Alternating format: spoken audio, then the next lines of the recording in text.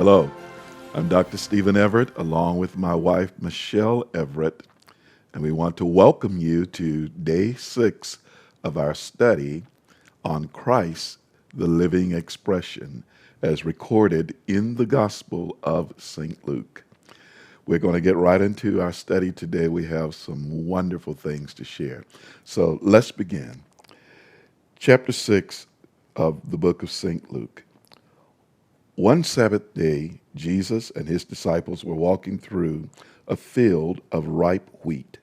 His disciples plucked some heads of grain and rubbed the husk off with their hands and ate it.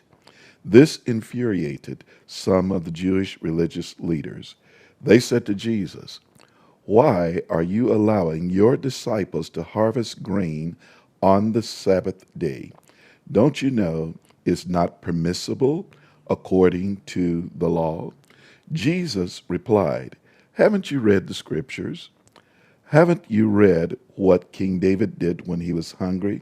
He entered the sanctuary of God, took the bread of God's presence right off the sacred table, and shared it with his men. It was only lawful for the priest to eat the bread of God's presence. You need to know that the Son of Man is no slave to the Sabbath day, but I am master over the Sabbath." Now, this was the first story here in chapter 6. And as you can see, it's dealing with the Sabbath.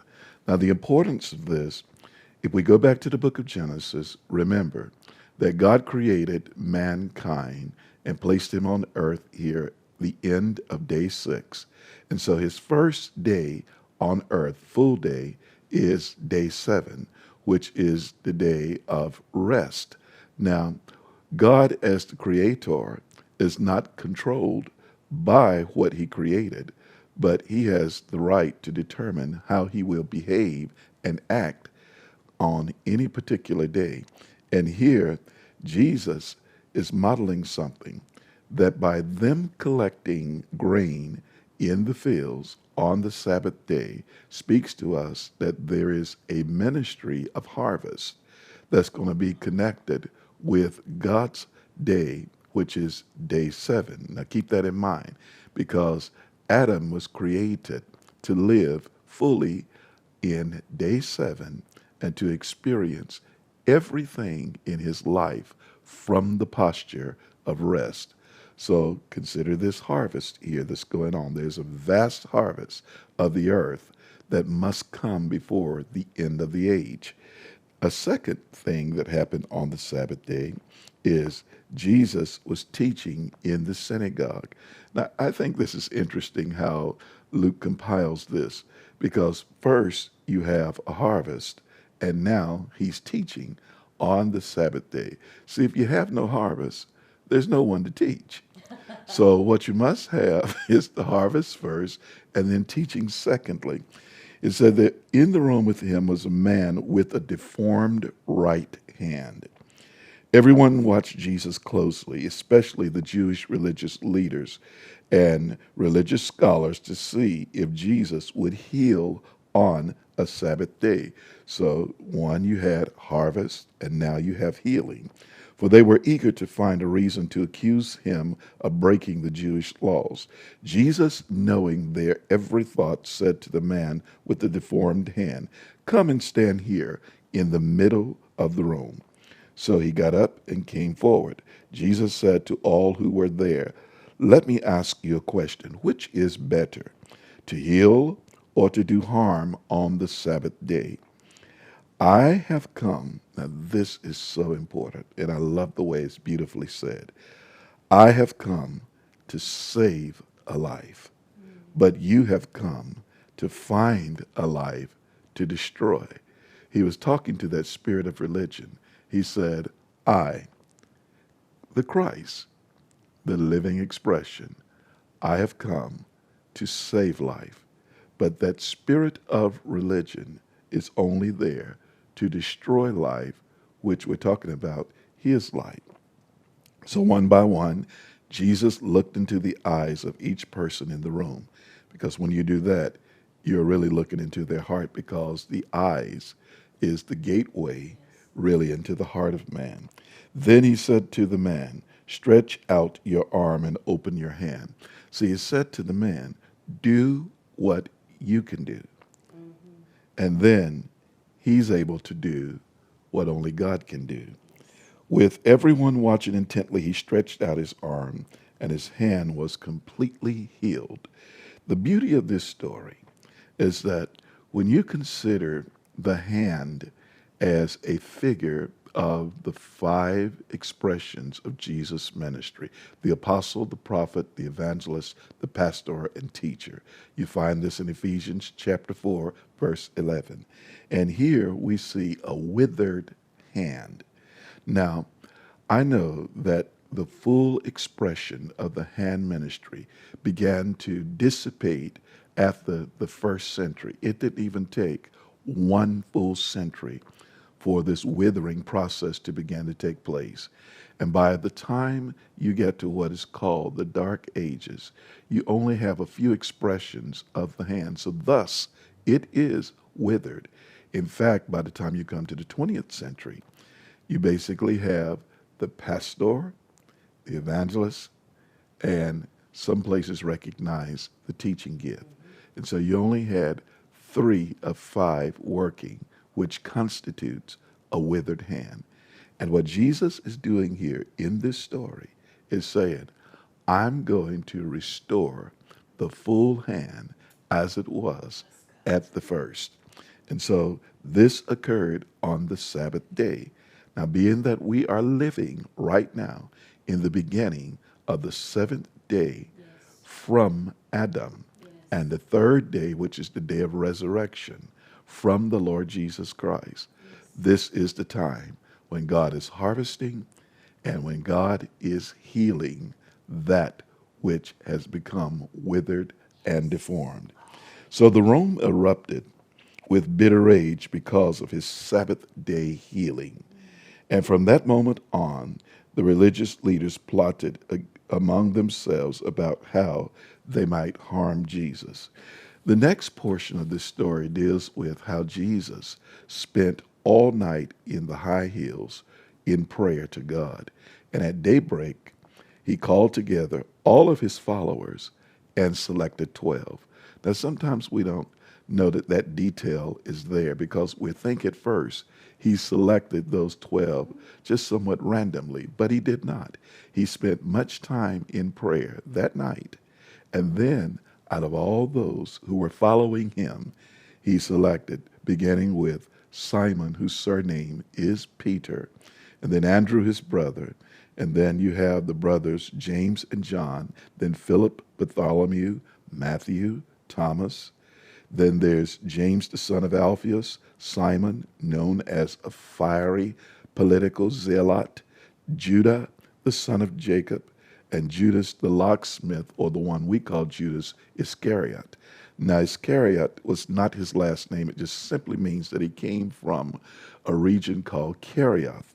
But being the locksmith, I thought that that was really interesting because he was the one that managed the purse or the treasury. And so he had the key. But it says here, Judas also was the one who betrayed Jesus. Jesus and his apostles came down from the hillside to the level field where a large number of disciples waited, along with a massive crowd of people who had gathered from all Judea, Jerusalem, and the coastal district of Tyre and Sidon. And they had all come to listen to the manifestation so that they could be healed of their diseases. They could be set free from demonic powers that tormented them. The entire crowd eagerly tried to come near Jesus so they could touch him and be healed because a tangible, supernatural power emanated from him.